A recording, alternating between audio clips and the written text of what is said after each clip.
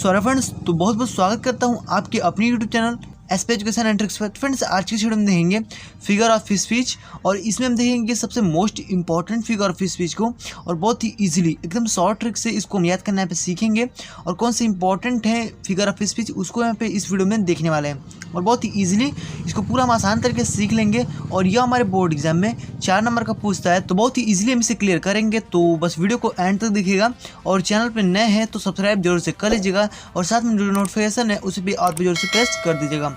चलिए देर न करते हुए करते हैं वीडियो को स्टार्ट विदाउट बकवास। चलिए देख लेते हैं सबसे मोस्ट इंपॉर्टेंट अलंकार को। तो देखिए क्या है हमारा सबसे पहला पर कि सिमिली, ठीक है, मतलब उपमा अलंकार, ठीक है। सिमिली क्या बोलेंगे? उपमा अलंकार। इसको चलिए बहुत ही इजी है यहाँ पे समझने वाले हैं। देखिए क्या दिया गया है, पहले इसको पढ़ लेते हैं, ठीक है, उसके बाद मैं आपको हिंदी में आसानी से समझाता हूँ, ठीक है। देखिए क्या दिया गया कि a simile is a comparison between two object of different kinds which have at least one point in common. The word as like so are used for comparison, ठीक है। तो आप इसको पढ़ लिए होंगे, ठीक है, और देखिए मैं इजीली आपको इसको समझाता हूँ, ठीक है। तो देखिए इसमें क्या कह रहा है कि a simile is a comparison between two object, ठीक है।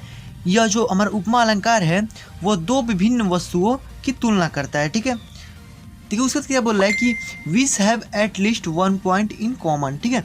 उसमें और बोल रहा है कि जिसमें हमारा कम से कम एक गुण समान हो, ठीक है।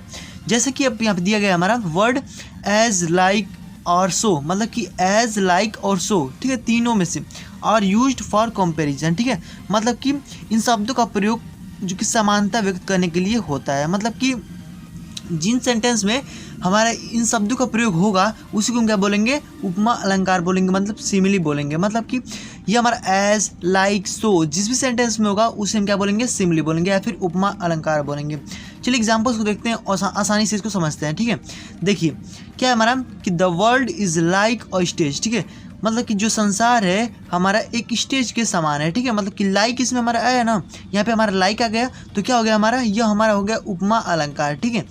वैसे हमारा नीचे वाला है, तो देखिए क्या है हमारा कि Rana Pratap fought like lion, ठीक है, मतलब कि राणा प्रताप लड़े हैं जो कि एक शेर के समान, ठीक है। तो इसमें देखिए हमारा लाई जो कि लाइक आया हुआ है, तो ये हमारा क्या है? सिमिली है। आप आसानी से समझ गए होंगे। मतलब कि सेंटेंस में पूरे कहने का मतलब है कि जिस सेंटेंस में हमारा ये हमारा एज लाइक सो ये हमारा आ जाए तो क्या होगा हमारा? मतलब कि समानता दिखाए, ठीक है, तो हमारा क्या हो जाएगा? ये हमारा होगा सिमिली, मतलब कि उपमा अलंकार हो जाएगा। तो देखिए बहुत ही ईजी तरीके से आप इसको समझ गए होंगे, और बस इसे आप 2-3 बार पढ़ लेते हैं तो आप आसानी से इसको समझ गए होंगे। अगर आप इसका हिंदी भी समझ गए होंगे तो आप इसे आसानी से बना करके लिख लेंगे, ठीक है। चलिए जो नेक्स्ट हमारा अलंकार है उसको हम देख लेते हैं। अगला हमारा आयत है सबसे मोस्ट इंपॉर्टेंट मेटाफर, मतलब कि रूपक अलंकार, ठीक है। इसको भी चलिए इजीली समझ लेते हैं। देखिए क्या है, पहले इसको पढ़ लेते हैं कि in metaphor the things compared are treated as one, ठीक है, and the same word of comparison as like और सो आर नॉट यूज्ड, ठीक है।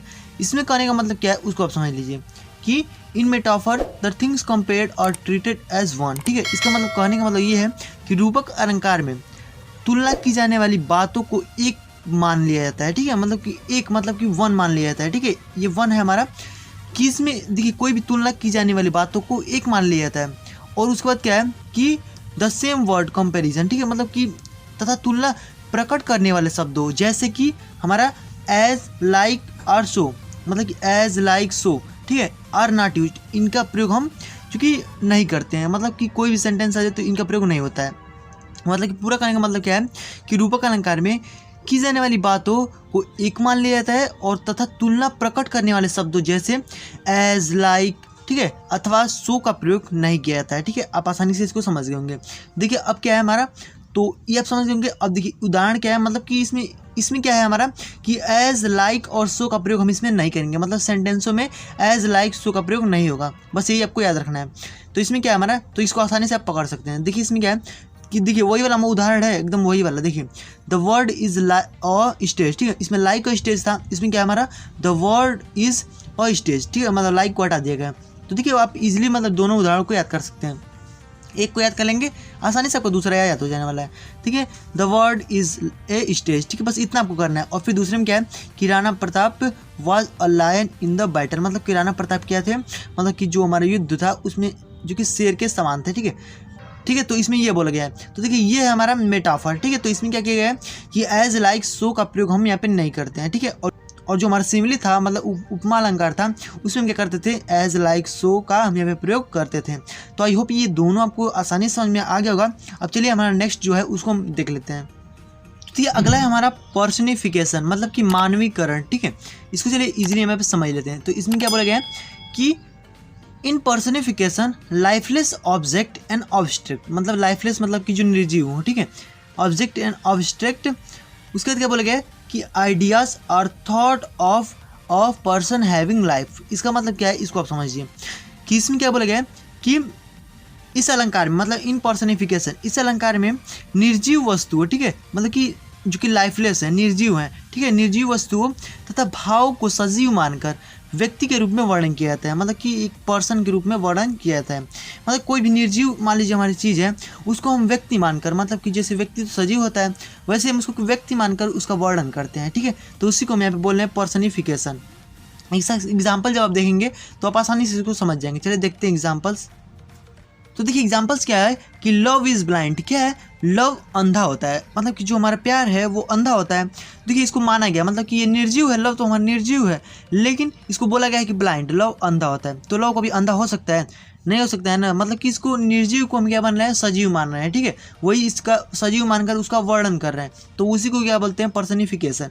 फिर देख लीजिए अपॉर्चुनिटी नो at the door but once. ठीक है, मतलब इसमें क्या है कि अपॉर्चुनिटी मतलब जो अवसर है हमारा केवल एक बार दरवाजा खटखटाता है। तो जो अवसर है हमारा कभी दरवाजा खटखटाएगा, इसको क्या बोला गया है कि निर्जीव वस्तु, मतलब अवसर क्या है, निर्जीव है, इसको हम सजीव मानकर इसका वर्णन कर रहे हैं। ठीक है, तो देखिए यही हमारा है पर्सनिफिकेशन। आई होप इसे आसानी से समझ गए होंगे। तो देखिए हम आपको बहुत ही इंपॉर्टेंट चीज़ को बता रहे हैं। ठीक है, बस इतना केवल आप लिख लेंगे तो आपको आसानी से जो बोर्ड एग्जाम में नंबर मिल जाए, और ये आपका जो कि 4 नंबर का बोर्ड एग्जाम में पूछता भी है। ठीक है, तो चलिए अब नेक्स्ट देख लेते हैं। तो देखिए नेक्स्ट हमारा क्या है कि एपोस्ट्रोफी, संबोधन। ठीक है, तो देखिए हमारा लास्ट है और ये भी बहुत ज़्यादा इंपॉर्टेंट है। तो देखिए बस इतना ही केवल आपको 4 याद करना है, और यहाँ पे हमारा 7 जो कि होता है। ठीक है, तो यहाँ पे केवल आपको 4 ही याद करना है। देखिए क्या हमारा एपोस्ट्रोफी, इसको चलिए समझ लेते हैं। देखिए तो देखिए इसमें क्या बोल रहा है, an apostrophe is a direct address to the dead, to the absent और टू ए पर्सनिफाइड ऑब्जेक्ट और आइडियाज। ठीक है, तो केवल इतना है। देखिए इसमें इसको क्या बोल रहा है, अब उसको आप समझिए। जैसे कि आपने पर्सनिफिकेशन को देखा,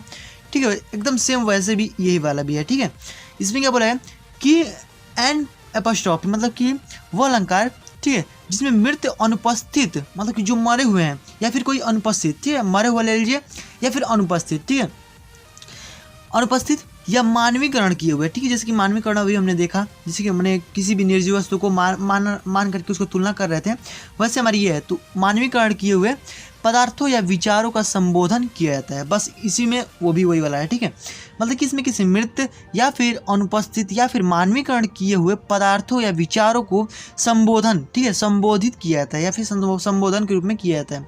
वही हमारा होता है संबोधित, मतलब कि संबोधन का मतलब ये संबोधित करना। ठीक है, तो यहाँ पे जैसे कि अब एग्जाम्पल्स देखिए ओ डेड। देखिए इसको आप ऐसे बोलेंगे, ओ डेड कम सून।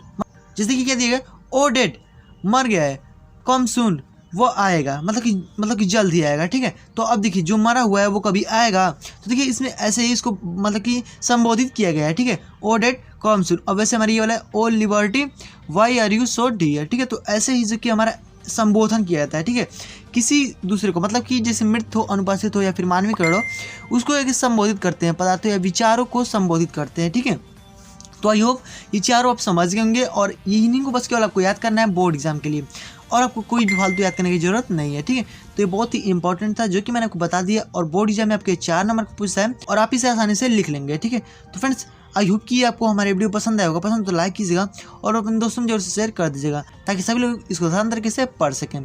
तो फ्रेंड्स अगर आप हमारे चैनल पर नए हैं तो सब्सक्राइब जरूर से कर लीजिएगा, और साथ में जो नोटिफिकेशन बेल है उसको भी ऑल पे जोर से प्रेस कर दीजिएगा, क्योंकि हम आपके ऐसे ही हेल्पफुल वीडियोस, मतलब कि बोर्ड एग्जाम से रिलेटेड वीडियोस लाते रहते हैं। तो फ्रेंड्स मिलते हैं इस नेक्स्ट वीडियो में, तब तक गुड बाय, जय हिंद एंड वंदे मातरम।